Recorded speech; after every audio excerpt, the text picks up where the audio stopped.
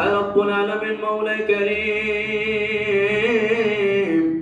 আয় আল্লাহ যাদের নাকি মা নাই, যাদের নাকি বাবা নাই, আয় আল্লাহ তাদের আজকে ঘরের মধ্যে গিয়ে মাকে মা বলে ডাকতে পারবে না গো। যারা নাকি মা নাই, ঘরের মধ্যে গিয়ে মাকে খুঁজে পাবে না,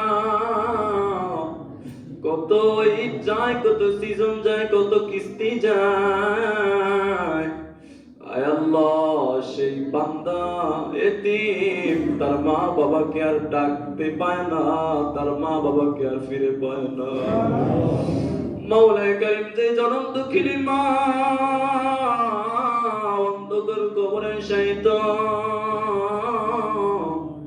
মাওলা গো তাদের কবরের মধ্যে আর আযাব দিয়েন না।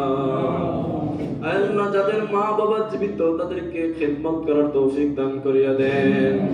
আল্লাহ জীবনে একবার মক্কাতুল মুকাররমা জিয়ারত করার তৌফিক দান করিয়া দেন। রাসূলের রওজার সামনে দাঁড়ায় সালাতু ওয়াসসালামু আলাইকা ইয়া রাসূলুল্লাহ বলার তৌফিক দান করিয়া দেন। মাওলানা কারীম এমন একটা স্বপ্ন ভিক্ষা চায় যে স্বপ্নের মধ্যে সরদারে দু আলাম হাবিবে কিবরিয়া মুহাম্মদুর রাসূলুল্লাহ আমাদের সকলের চোখের মধ্যে ধরা দিবে।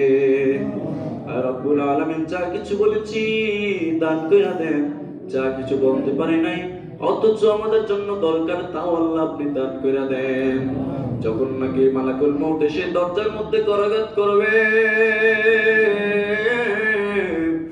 আল্লাহ সেই মুমূর্ষ সময় অবস্থায় আমাদের সকলের মধ্যে জবানের মধ্যে সেই মধুর কালিমা জারি করে দিন, লা ইলাহা ইল্লাল্লাহু মুহাম্মাদুর রাসূলুল্লাহ।